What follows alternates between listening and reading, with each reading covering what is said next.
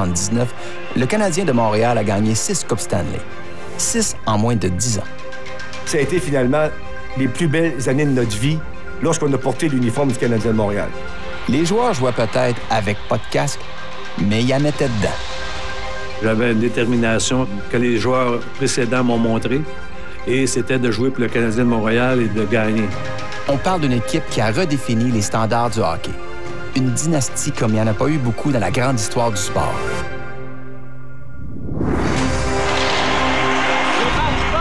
On a perdu Jean Béliveau, on a perdu des bons joueurs, et le club va continuer à gagner. Le Canadien fait partie d'une catégorie tout à fait spéciale de champions.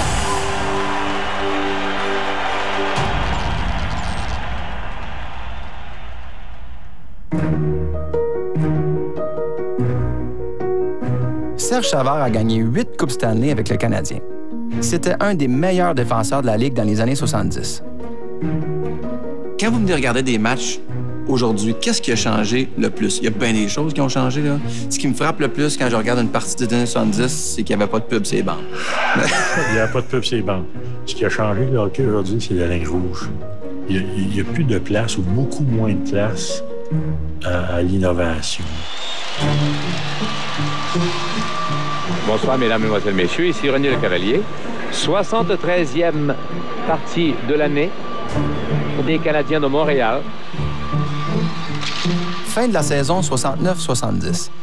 Le Canadien de Montréal lutte avec les Rangers de New York pour la dernière place disponible dans les séries éliminatoires. Évidemment, quand on pense aux Canadiens des années 70, on pense aux Coupes Stanley, aux victoires, mais le début de la décennie était mal parti un peu. Le Canadien n'a pas fait les séries. La dernière fin de semaine, si on gagnait le match le samedi soir au Forum de Montréal, on était dans les séries éliminatoires. Ed Giacomin devant le filet des Rangers et son opposant ce soir est Rogatien Vachon. On a eu un match nul contre les Rangers, 3-3, je pense, puis ils ont compté. Il restait 30 secondes dans la fin du match. Le lancer est bloqué. Provost rate leur tour de justesse. Le disque est pris par Provost. Oh, l'arrêt est exécuté, mais difficilement. Le lendemain, c'est le match de la dernière chance. Mais la troupe de l'entraîneur Claude Ruel se fait humilier 10-2 par les Blackhawks de Chicago. Le Canadien est en vacances.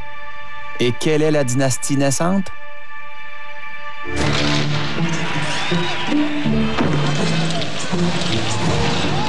Au début des années 70, c'est Boston qui est censé gagner tout avec Bobby Orr. Et vous regardez la carrière de Bobby Orr, qui a été probablement le meilleur joueur de tous les temps. Juste pour te donner une idée de c'est qui les Bruins de Boston, ils n'accordent pas de but. C'est une équipe dont tout le monde dit « Bien, on a pour au moins 5 ans, personne ne va toucher au puck. » Eh oui. En 1970, ce sont les Bruins qui remportent la Coupe Stanley en battant les Blues de Saint-Louis de l'entraîneur Scotty Bowman. I don't know how they got all those players, but they got Fred Stanfield, they got Ken Hodge, they got Phil Esposito. And they were a pretty tough team besides being skillful, you know.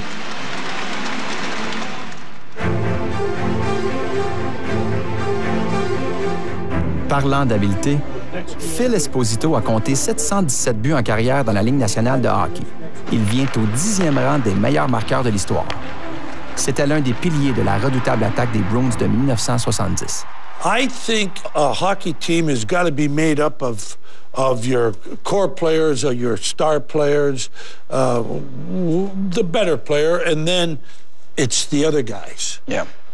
What wins Stanley Cups are the third and fourth lines, and the fifth and the sixth defensemen. Yeah. Those are what win Stanley Cups. I think we should have won 4 Stanley Cups in a row, Boston, but we were so undisciplined. On the ice or off the ice? Off the ice. On the ice, we were fine. Off the ice, we weren't so good. À la fin de la saison 69-70, Jean Béliveau a 38 ans et 9 conquêtes de la Coupe Stanley. Le valeureux capitaine estime que le temps est venu pour lui de se retirer. Sam Pollock, le directeur gérant du club, tente de le convaincre de jouer une saison de plus. Ben, ils l'ont fait venir dans son bureau un moment donné, après la saison, peut-être une semaine ou 2 après. Puis ils ont jasé. Ça, ce qui s'est dit, c'est entre eux. On le sait pas. Puis il a réfléchi peut-être une semaine encore ou deux, puis il a décidé de rejouer une autre année. Mais la dernière, en spécifiant à qui de droit que c'était la dernière. Je pense que c'était mon capitaine quand j'ai arrivé en 64-65.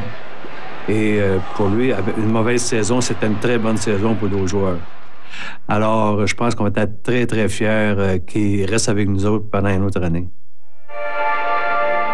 Pollock a acheté un peu de temps, mais doit trouver un successeur à Béliveau. Le joueur le plus convoité au prochain repêchage amateur s'appelle Guy Lafleur.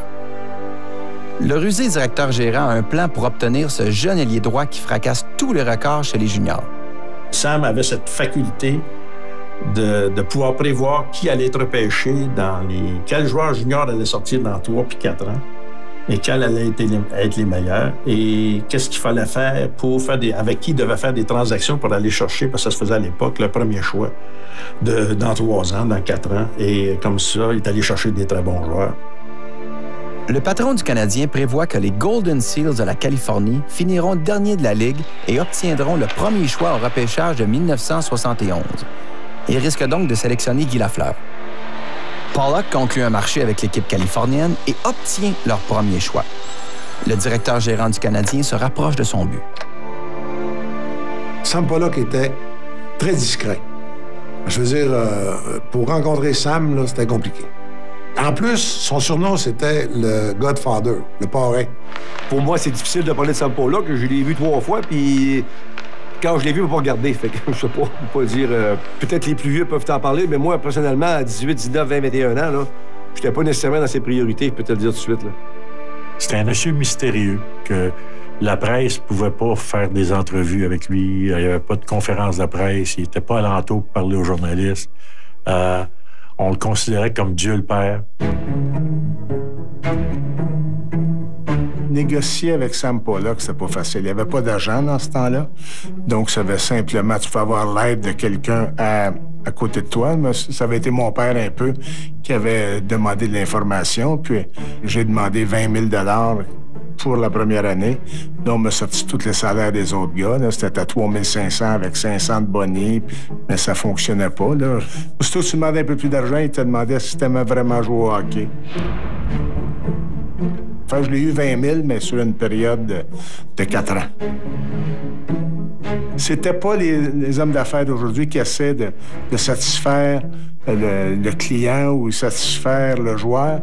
C'est plutôt eux autres se servaient, puis après ça, ils écrasaient le joueur. À l'automne 70, quelques nouveaux visages font leur entrée chez le Canadien. Al McNeil remplace Claude Ruel derrière le banc. Et chez les joueurs, Pierre Bouchard et Régent Houle tentent de se faire une place parmi les légendes du club.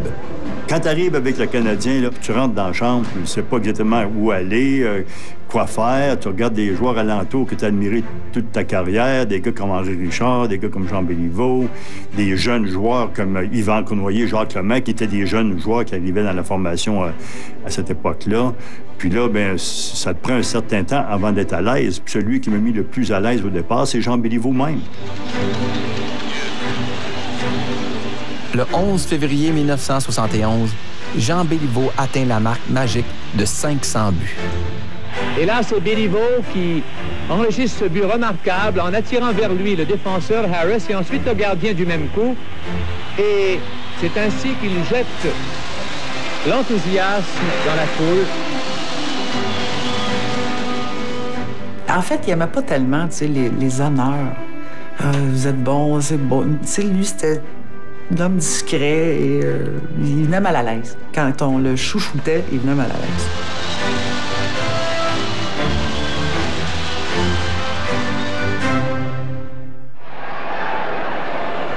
Après une saison à dents de scie, les séries de 71 approchent. L'atmosphère est tendue. Les joueurs ne font pas confiance à l'entraîneur Al McNeil et le Canadien en arrache devant le filet. Le coach mise alors sur un gardien recru du nom de Ken Dryden pour aider l'équipe en série. McNeil vient de fournir au club une des pièces maîtresses de la dynastie à venir.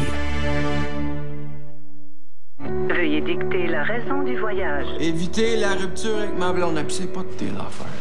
Allô? Bonjour. Tu couches avec mon esti? Non. Ton chèque du 30 avril. Il rebondit. Ce mois-ci, t'as sorti 10 000 $. Puis là, tu veux un autre 5 000? Ouais, mais mes cartes sont pleines. Je peux plus rien faire, moi, là. C'est pas que ton salaire de musicienne qu'on va payer notre maison puis nos dettes, hein?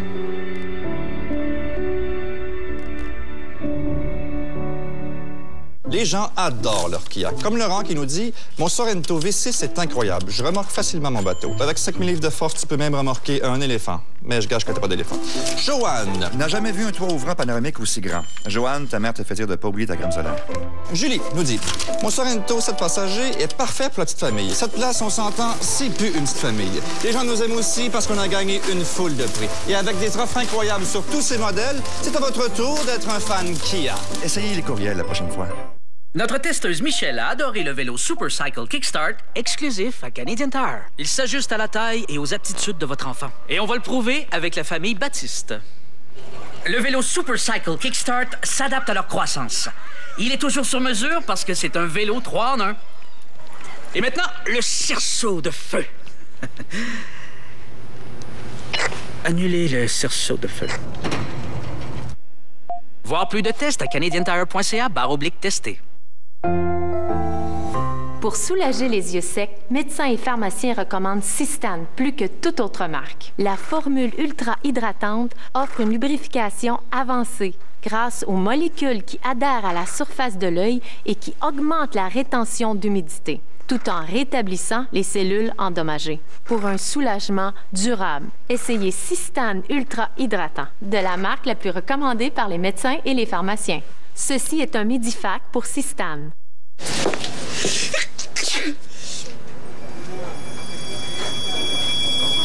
Oh, t'as des allergies, toi? Mets-toi une poche de camomille sur chaque œil. Curcuma, beaucoup. 2 antihistamoniques, parole de Gizmo. Du citron, des narines. Photothérapie nasale, c'est nouveau. Tiens, un bon jus d'oignon. Croque les motons. Madame Cuvelier? J'étais un petit peu mêlée. Pour vous retrouver en santé, consultez votre pharmacien affilié à Uniprix. Les petites victoires, c'est s'accepter comme on est. C'est réussir à prendre le dessus sur nos fuites urinaires. C'est décider d'en jaser pour réaliser « OK, je suis pas toute seule ».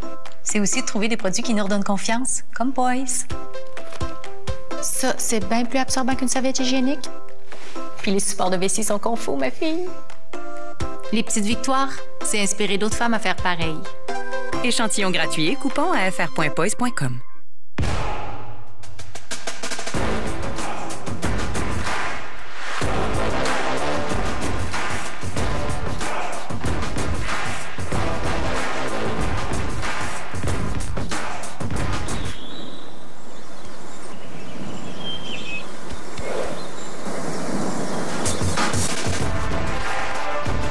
La vie, c'est du sport. Le nouvel Escape 2017.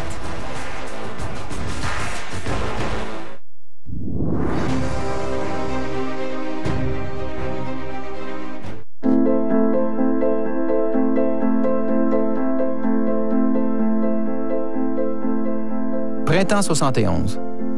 Les Bruins dominent la Ligue et sont favoris pour remporter la Coupe. Il ne reste que quelques matchs à jouer en saison régulière et Ken Dryden est rappelé du club école. Il prend part à 6 parties et les gagne toutes.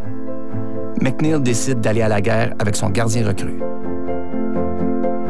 Un grand gars qui arrive, on n'avait aucune idée de son talent. On nous disait que c'était pas pire, c'était un bon gardien, mais point. Je connais pas le gars, j'ai entendu parler comme ça. Et à côté sur son bâton, c'est vraiment... Puis après ça, c'est la grosseur du joueur. C'est un gros bonhomme. Il savait couvrir ses angles. C'est pas comme aujourd'hui, le style papillon là, qu'on appelle. Donc, c'est vraiment différent. Mais quel gardien de but. Il les arrêtait, les rondelles. Mais il y avait des réflexes de fou. Tu sais, un petit goaler comme Ragassien, vachon qui tu sais, oui, mais un grand flambeau comme Ken Dryden, il y avait des... C'est une surprise pour tout le monde. J'ai l'impression que chez le Canadien, la direction avait évalué qu'avec l'équipe qui était là, on ne pouvait pas traverser dans les séries éliminatoires. Donc, avec un nouveau gardien, on avait des chances. De toute façon, là, ça a été instantané, là, son succès. Il n'y a pas eu personne qui a eu le temps de contester ça. Là. Les séries s'amorcent contre Boston. Même avec Dryden devant les buts, personne ne croit que le Canadien arrivera à stopper la grosse machine des Bruins. Je me souviens, avant la série, dans les journaux de Boston, on disait que Boston était pour gagner la série en 3. C'était assez insultant quand c'était un 4-7, là. On était prêts pour jouer contre eux autres parce qu'on savait qu'il y avait une très bonne équipe. Et c'était aussi des parties de Boston. Bobby Orr, Esposito, Hodge, Stanfield, Green, Cashman, nomme-les, ils sont tous là. Sur les 9 premiers compteurs de la Ligue, il y a but de marquer de plus que le deuxième. Sans premier match 3-1. Lors du deuxième affrontement, et ce malgré les prouesses de Dryden, les Bruins ont pris une avance de 5-1 en deuxième période. Orr shifts on Sheehan, drives, goal! It's 5-1 Boston as Orr has drilled his second goal of the night. 5-1, normalement, au Garden de Boston, là, le match est terminé. Il reste une couple de minutes à faire la deuxième période. Richard, he's got daylight. In on Johnston, scores. Henri Richard fait 5-2 juste avant la fin de la deuxième période.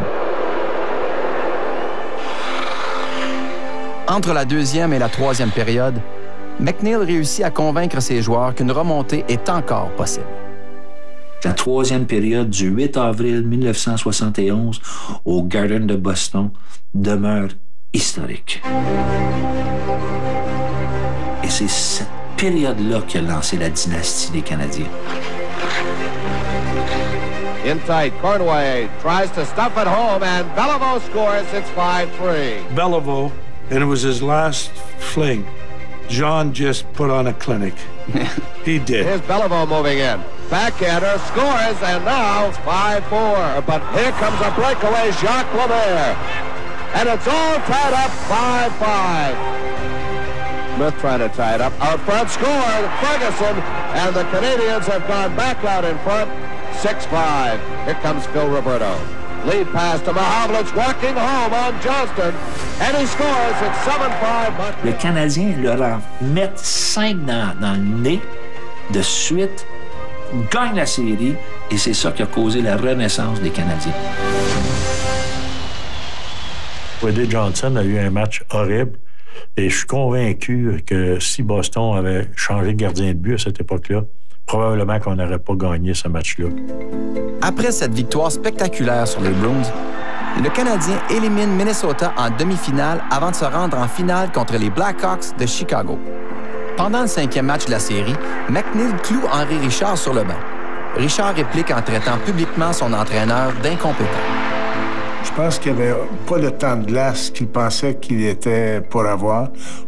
McNeil avait fait jouer quelques jeunes à la place d'Henri, mais là, Henri, ne pouvant pas se retenir, il l'a sorti, puis ça a fait tout un émoi. Les médias montréalais s'emparent de l'affaire.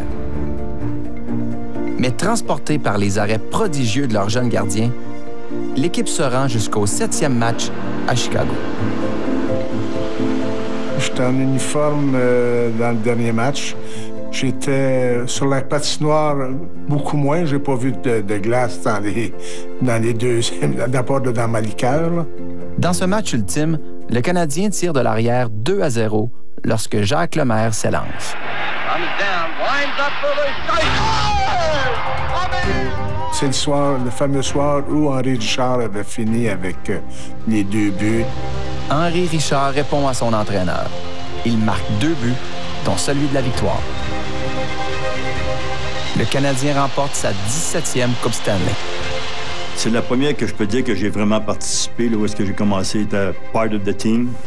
Vraiment avoir joué un rôle important. Je suis une assiste importante sur le but d'Henri Richard, qui a fait gagner la Coupe Stanley.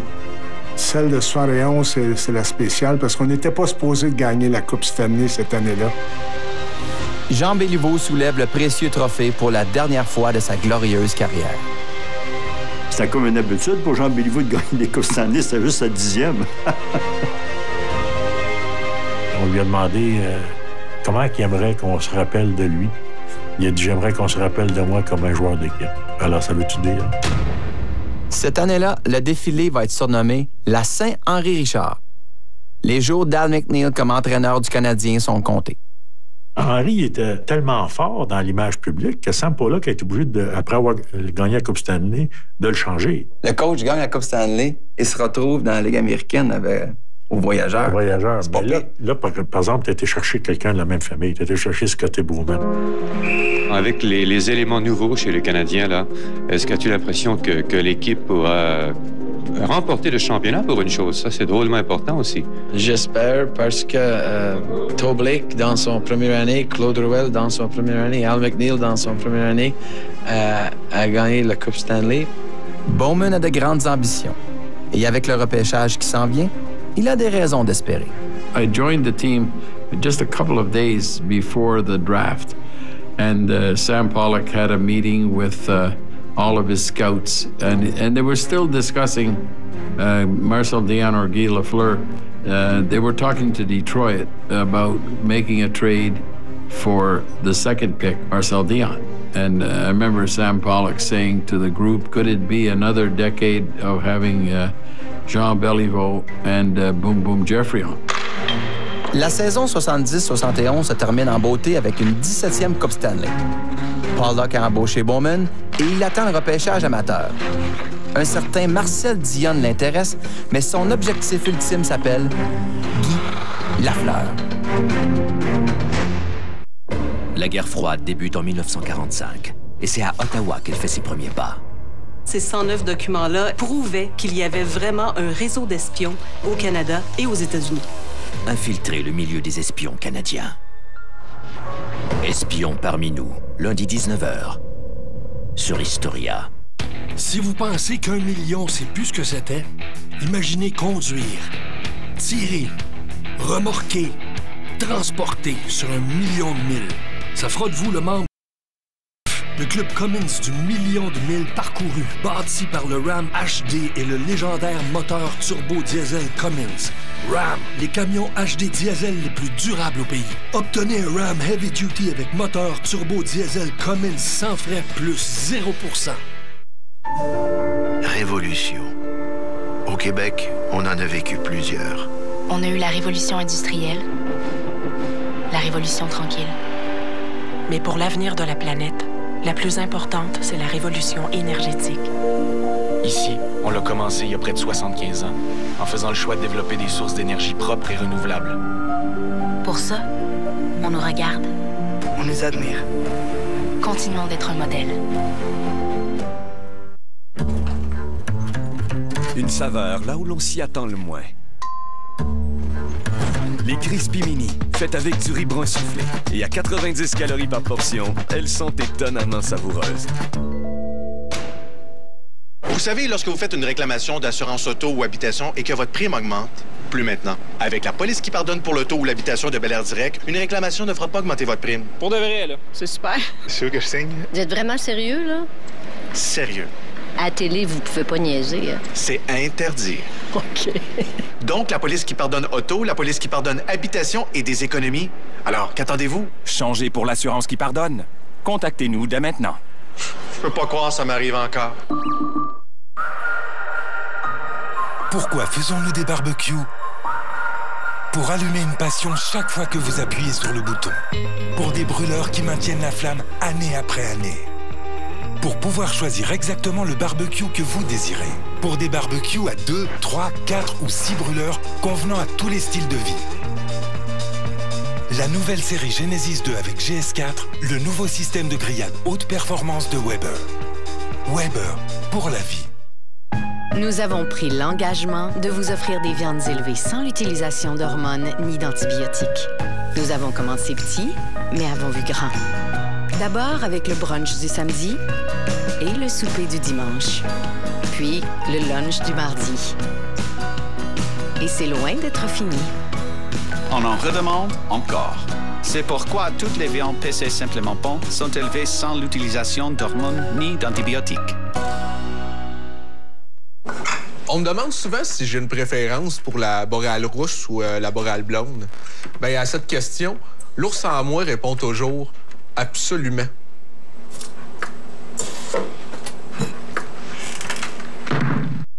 Si vous êtes comme moi, vous aimez la navigation durant l'été. Mais trop souvent, la consommation d'alcool peut transformer ce plaisir en tragédie. Près de la moitié des décès lors de la navigation de plaisance au Canada impliquent de l'alcool. La navigation avec facultés affaiblies, c'est de la conduite avec facultés affaiblies. Si vous voyez un plaisancier aux facultés potentiellement affaiblies, n'hésitez pas à contacter le 911.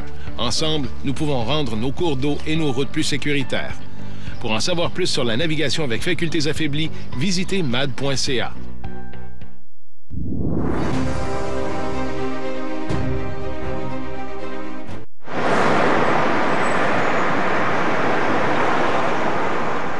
A hard decision, because first of all, I still love the action on the ice.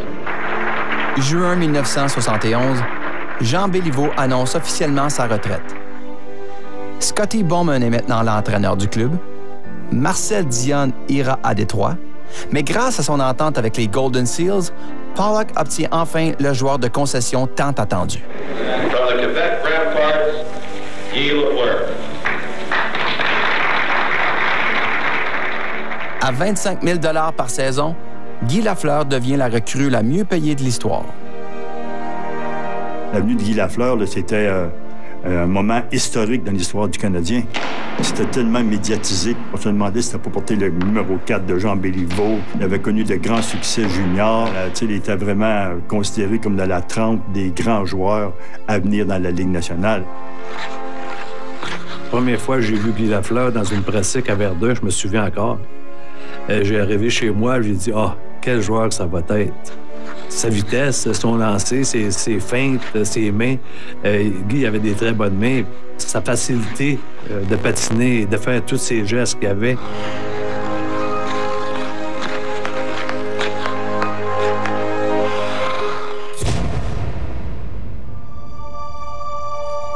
Malgré tout son talent, Lafleur connaît des débuts plutôt laborieux.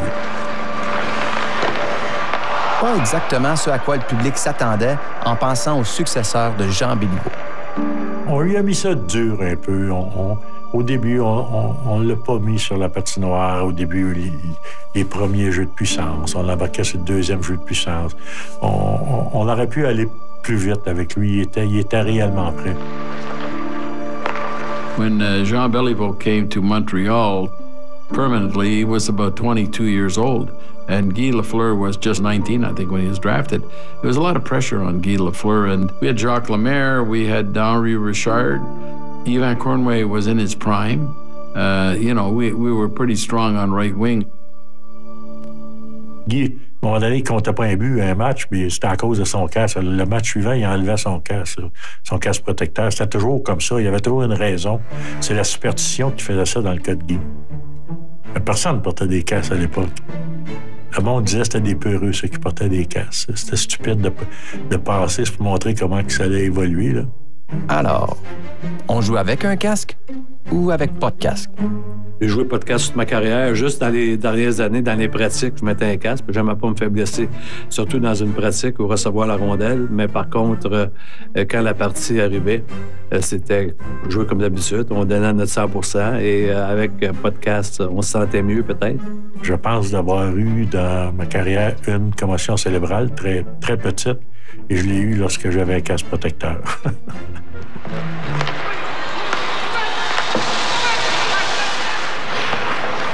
Vers la fin des années 60, on a commencé à avoir un peu plus de protection. Puis là, dans le hockey junior, on a commencé à obliger les joueurs à porter un casque protecteur. Donc, c'était une première. Il n'y a pas question de visière à ce moment-là, rien de ça.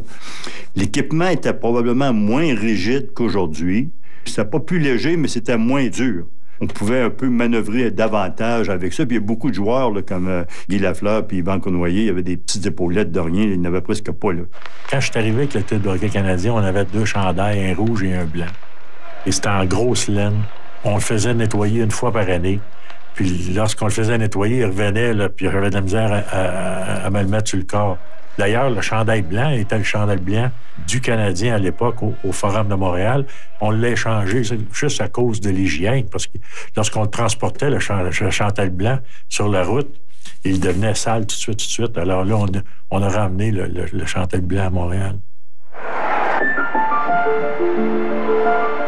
En attendant que Lafleur débloque avec ou sans casque, Ken Dryden est en feu. Il connaît une saison spectaculaire et obtient le trophée Calder remis à la recrue de l'année. Les séries du printemps 1972 commencent avec beaucoup d'espoir, mais malgré le brio de leur gardien, le tricolore s'incline en quart de finale contre les Rangers de New York. Les chroniqueurs sportifs se posent la question. Bowman est-il l'homme de la situation?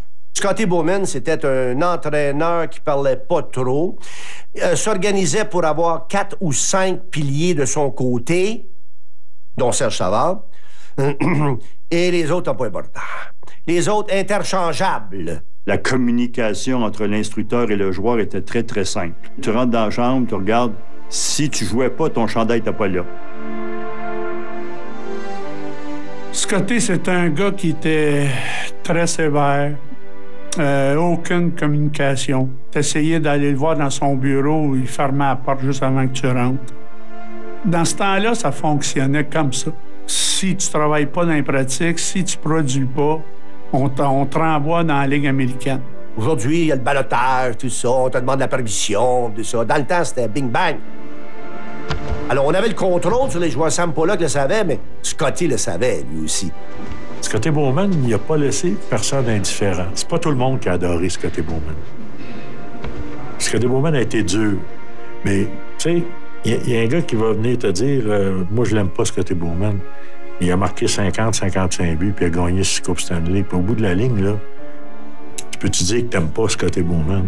Moi, au bout de la ligne, je dis jamais Scotty Bowman. Scotty Bowman a fait de moi un meilleur joueur. Clairement, la communication entre les joueurs et l'entraîneur n'est pas au beau fixe. À l'opposé, les joueurs ont des échanges beaucoup plus personnels et chaleureux avec les journalistes qui suivent l'équipe. C'est totalement inimaginable pour des journalistes d'aujourd'hui. Dans ce temps-là, le vestiaire, c'était un vestiaire. Donc, les joueurs, ils changeaient là. C'est-à-dire, on rentrait, il était encore en train de se déshabiller, il y avait encore le jackstrap mouillé, il n'y avait pas de caméra de télé, donc les gars étaient à l'aise. Ceux-là qui avaient de la classe, comme Pierre Bouchard, lui, il avait une robe de chambre. À l'époque, je traînais un magnétophone pour essayer de comprendre ce qu'ils disaient. Je comprenais rien de ce que les Anglais disaient.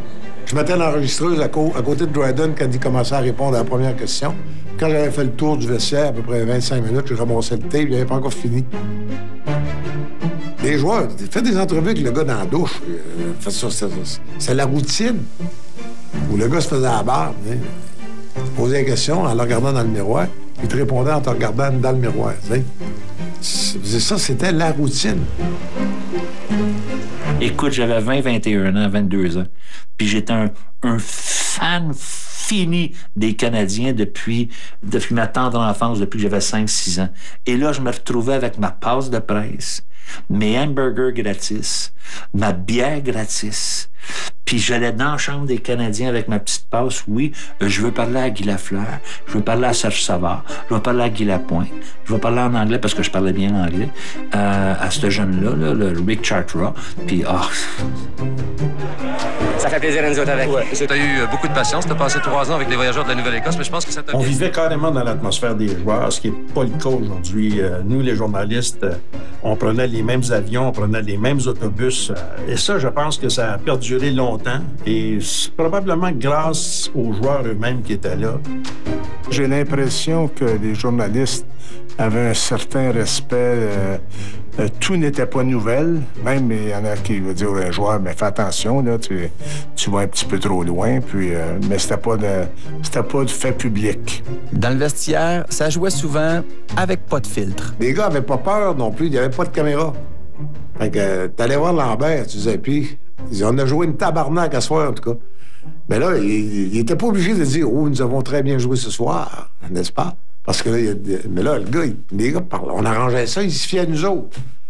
Dans le journal, tu disais, on a joué vraiment une grosse. C'est pour ça qu'il avait dit, on a joué une tabarnak.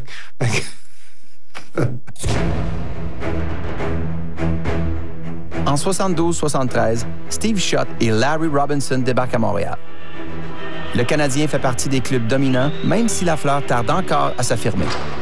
L'équipe est solide en défense et a du punch à l'attaque. Cette année, le public ne s'attend qu'à une chose: le retour de la Coupe Stanley. Rachel apprend les rudiments du dérapage contrôlé. J'aime la vitesse. D'habitude, je pèse au gaz à fond. Et place à un duel père-fille explosif. Parce que t'Amélie pour apprendre la victoire. Rapide et dangereuse. Jeudi 19h30 sur Historia. Rise up. Oh, rise up. Rise up. Rise up.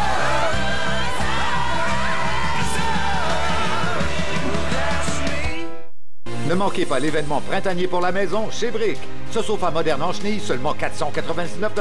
Ce grand lit rembourré, seulement 249 $. Et cet ensemble Inglis pour la buanderie, seulement 798 $. Chez Brick, plus d'économies pour vous. L'émail, c'est très précieux. S'il y a l'amincissement de l'émail, des fois, les dents vont avoir une apparence plus jaunâtre. Je recommande le dentifrice Pro Émail. Il aide à redurcir l'émail. C'est extrêmement important de protéger ce que nous avons.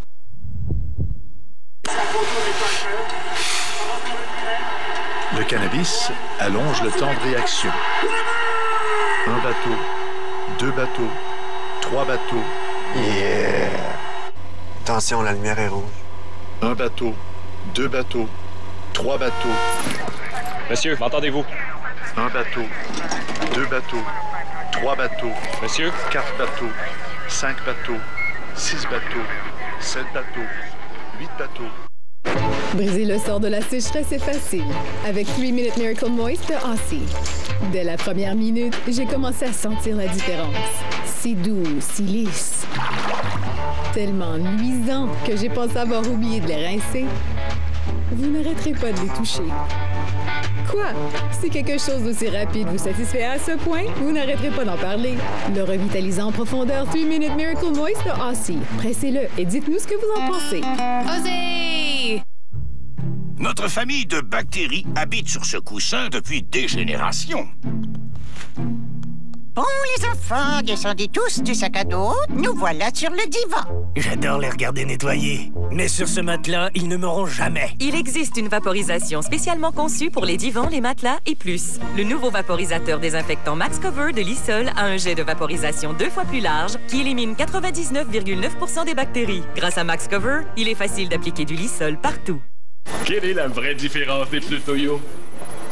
Une technologie qui assure un haut degré de protection.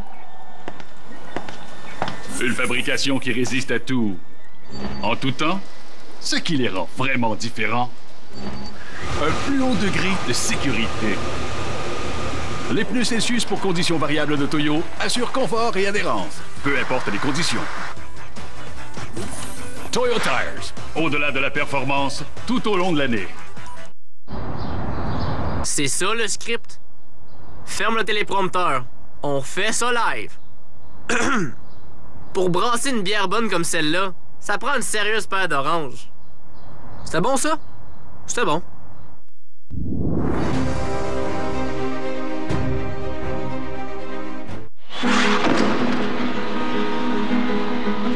Printemps 73. Le Canadien affronte les Sabres de Buffalo en quart de finale et gagne 4 parties à 2. Montréal dispose ensuite des Flyers en 5 rencontres pour finalement affronter les Blackhawks de Chicago en ronde ultime. In the Stanley Cup final game, our goalie was Ken Dryden. Their goalie was Tony Esposito. I mean, they were two of the best goalies in the 1970s, all the way through. 5 parties plus tard, les Canadiens mènent la série 3-2 et ont la chance de gagner la Coupe devant leurs partisans lors du 6e match à Montréal. We came back to Montreal to hopefully win the Cup in Montreal. It was a crazy game because we lost 8-7. It was a crazy game. It was a wide open game. We lost at home in Montreal, and then we had to pick up the pieces and go to Chicago.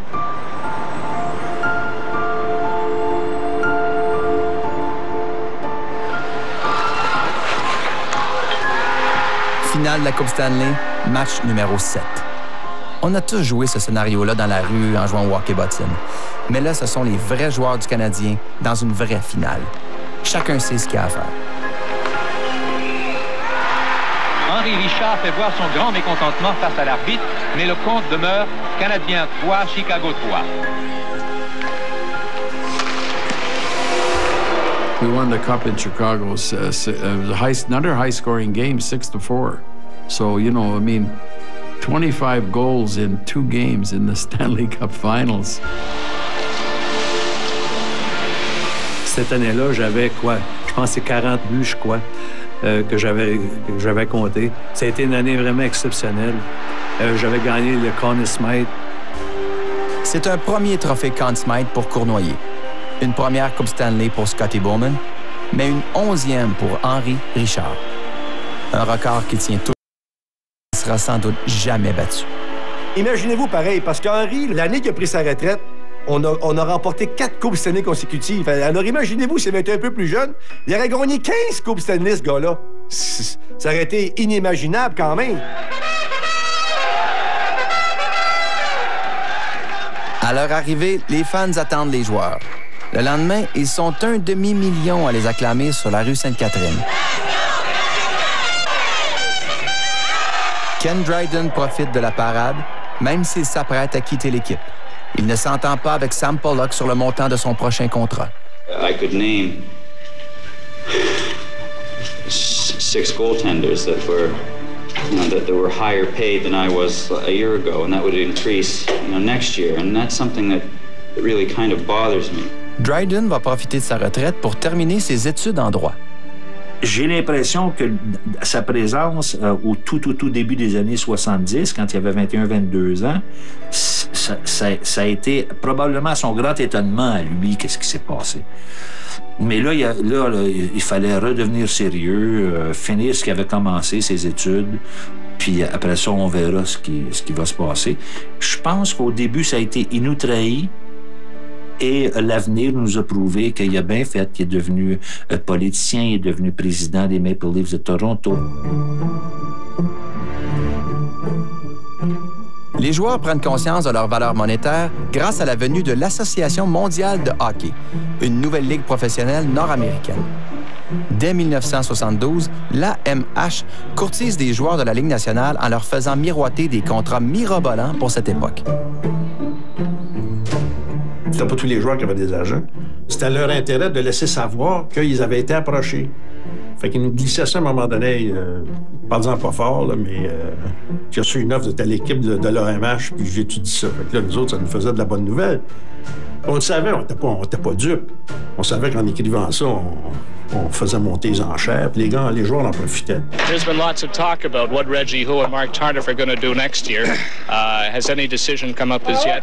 No, not yet. We're just thinking about winning the Stanley Cup, and then at the end of the season, I think Mark and myself are going to see what's going to happen and wait and see. Lorsque j'ai commencé avec le Canadien, je faisais 15 000 $ par année dans la Ligue nationale.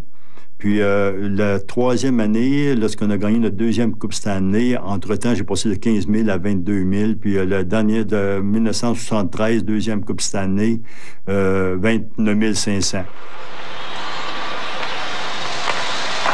Là, bien, j'ai eu une offre d'aller pour les Nordiques de Québec et j'ai pu passer mon salaire de 30 000 $ à 100 000 $ par année. Saison 73-74. Dryden n'est plus là et Bob Gainey donne ses premiers coups de patin avec le Canadien. Les équipes dominantes sont Boston et Philadelphie. Les Bruins ont encore une machine offensive terrifiante et les Flyers optent pour un style de jeu basé sur l'intimidation. Dave Schultz, avec ses compagnons de jeu, Manheim, Selesky, Dornhofer, il y avait évidemment aussi Mousse Dupont, qui lui aussi accumulait les pénalités. Mais il y avait Bobby Clark, le vlimeux de Bobby Clark, le capitaine. Ces gars-là allaient à la guerre à chaque présence sur la glace. Et leur but premier, c'était d'intimider l'adversaire avec des gestes violents, prémédités. Et c'est ce qu'ils faisaient.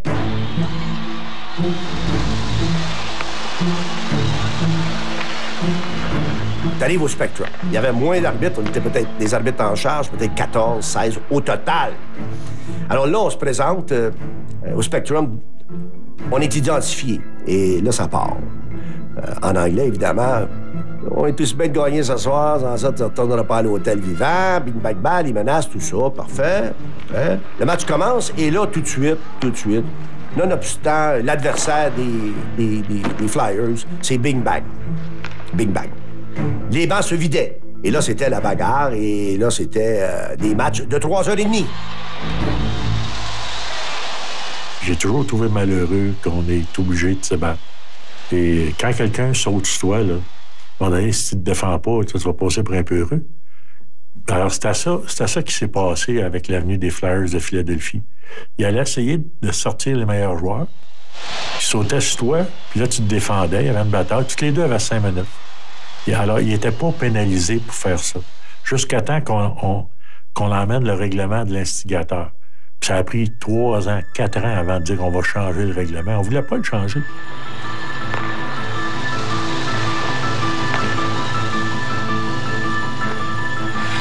À la fin de la saison, le tricolore termine 2e dans l'Est, derrière les Bruins de Boston. Montréal entreprend les séries contre les Rangers de New York, mais s'incline 4 parties à 2.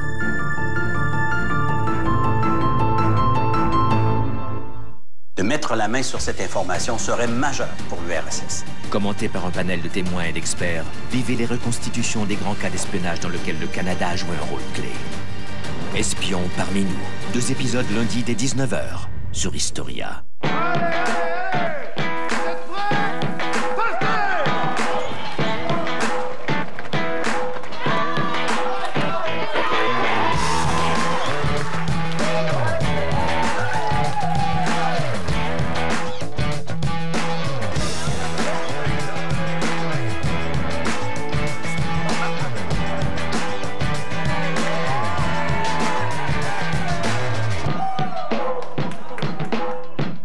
Nos enfants veulent retrouver leur liberté. Jouer sans que ce soit organisé. Se salir sans se faire gronder. Ils veulent échanger nos leçons d'éducation contre un hameçon. Ils veulent regarder les étoiles briller après l'heure du coucher. Manger au bout d'une branche coupée. Aller voir leurs voisins sans être accompagnés. Ils veulent courir, découvrir, errer. Retrouvons le chemin de la liberté en VR. Je t'attendais. J'étais plus seul encore à mon réveil.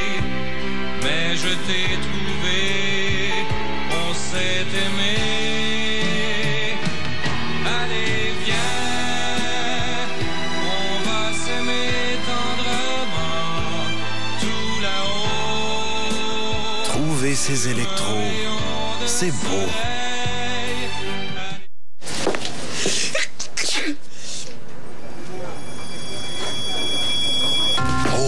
Des allergies, toi? Mets-toi une poche de camomille sur chaque œil. Curcuma, beaucoup. 2 antihistamoniques, parole de Gizmo. Du citron, des narines. Photothérapie nasale, c'est nouveau. Tiens, un bon jus d'oignon. Croque les motons. Madame Cuvelier? J'étais un petit peu mêlée. Pour vous retrouver en santé, consultez votre pharmacien affilié à Uniprix.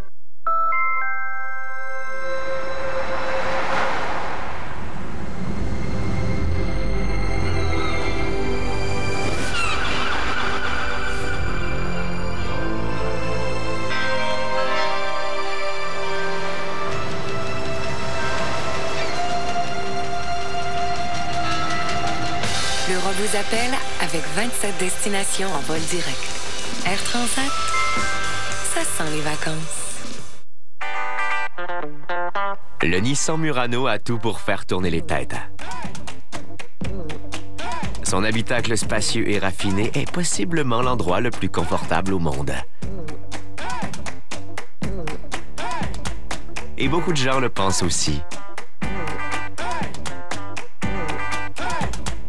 Le Nissan Murano, le multisegment aux multiples qualités, à partir de 355 $ par mois à la location.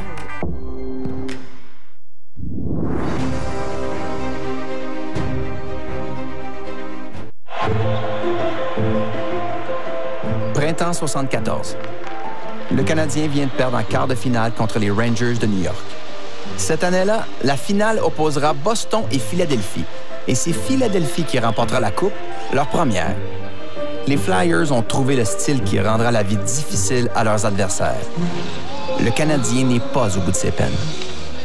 Alors, on a donné 2 Coupes Stanley à Philadelphie de cette manière-là. On ne voulait pas changer les règlements parce qu'on pensait que les batailles, ça faisait partie de la game. Le Canadien avait Yvon Lambert et Pierre Bouchard. Et ça a plus ou moins bien fonctionné. Les Flyers ont remporté la Coupe Stanley. Serge Savard, entre autres, qui avait son mot à dire là-dedans, et puis l'entraîneur, Scotty, puis Sam Pollock. Ben, on dit, ouais, mais là, il faudrait bien... nous autres aussi. Mais c'est pas notre style, c'est pas notre genre. Pas comme ça, nous autres, là. C'est pas ça, le hockey. Mais écoute, on veut-tu gagner une Coupe Stanley, oui ou non?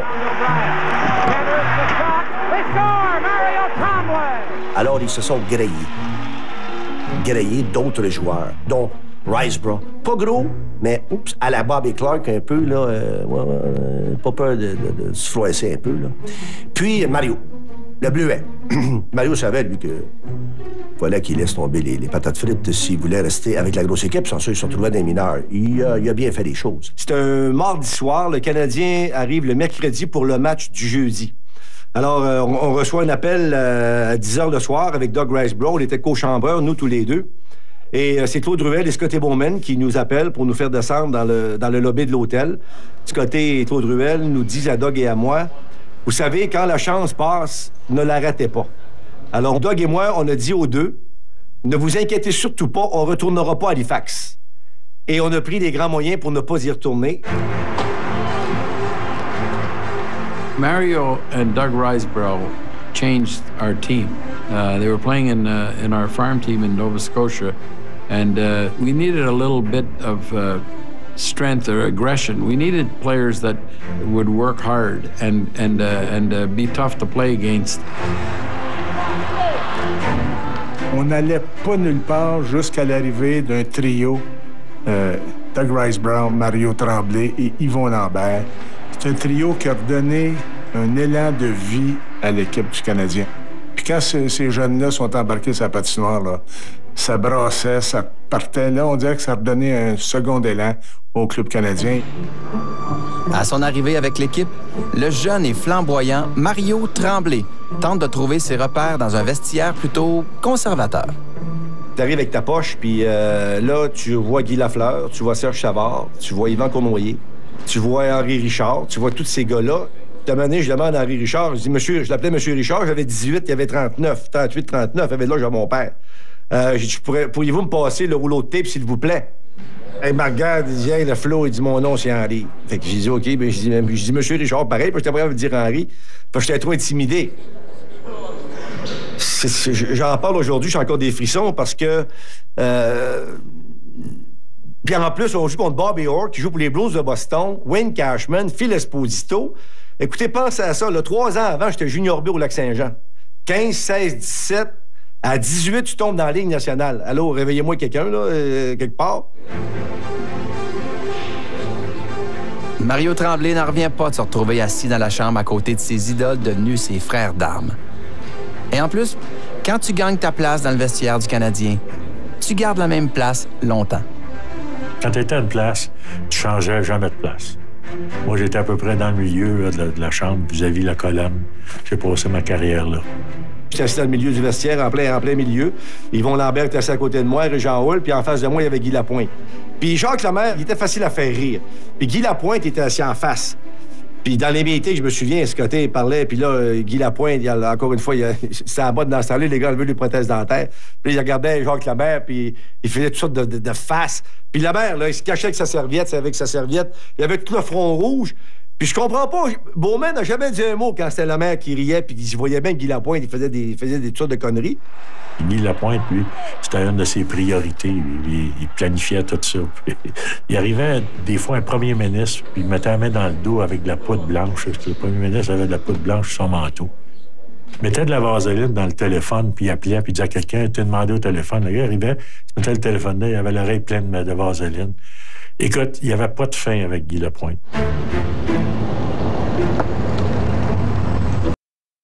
Ça faisait 2 semaines que j'étais arrivé avec le club.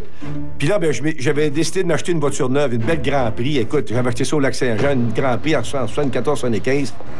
Quand j'étais arrivé, il fallait attendre en ligne pour se faire la barbe. Tu sais, si t'avais la priorité, t'avais les plus vieux, les plus jeunes t'en arrière. Fait que moi, j'étais un peu coquet, un peu frais, là. Fait que je passais devant des autres de temps en temps.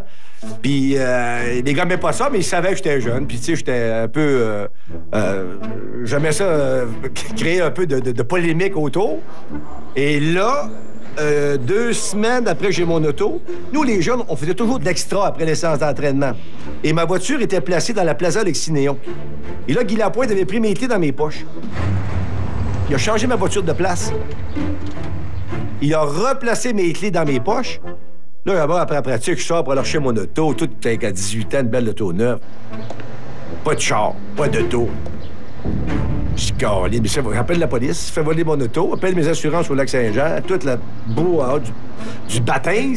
Là, les gars les plus vieux, on disait à Guy Lapointe, pauvre kid, il fait pitié, donne son char. Esprit, il fait 3 jours, j'étais malheureux.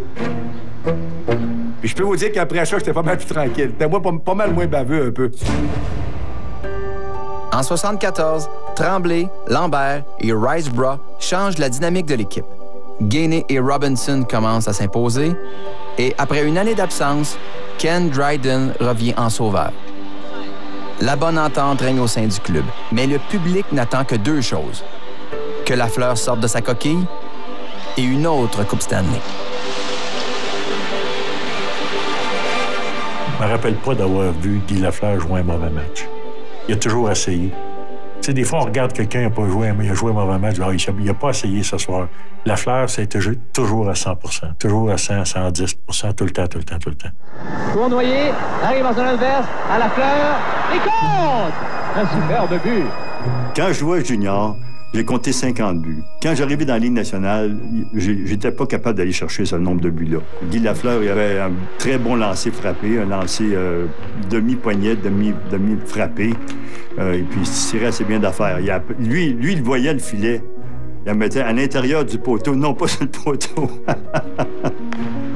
Lafleur explose entre les poteaux avec une saison de 53 buts, sans casque.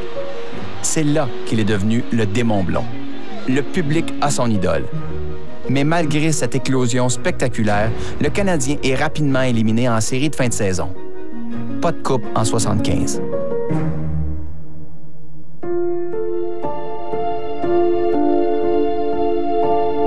Il y avait tellement d'inconnus. Tu sais, on savait pas que Larry Robinson allait devenir Larry Robinson. On savait pas que Bob Gainey allait devenir Bob Gainey. On savait pas que Mario Tremblay allait devenir Mario Tremblay. La fin des années 70, entre 75 puis 79. Chaque individu avait un talent très, très particulier, avait une définition très claire. On pouvait prendre chacun des joueurs et dire, lui, là, sa spécialité, c'est ça. De 1971 à 1975, le Canadien de Montréal a gagné 2 Coupes Stanley. 2 en 4 ans serait plus qu'honorable pour n'importe quelle autre équipe. Mais à Montréal, c'est insuffisant. On veut la Coupe Stanley une fois par année. De 75 à 79, le club sera dans une classe à part grâce à une combinaison parfaite de talent, de travail et d'esprit d'équipe. Cette formation, bâtie par Pollock et dirigée par Bowman, n'aura aucun équivalent dans le reste de la Ligue pendant la deuxième moitié des années 70.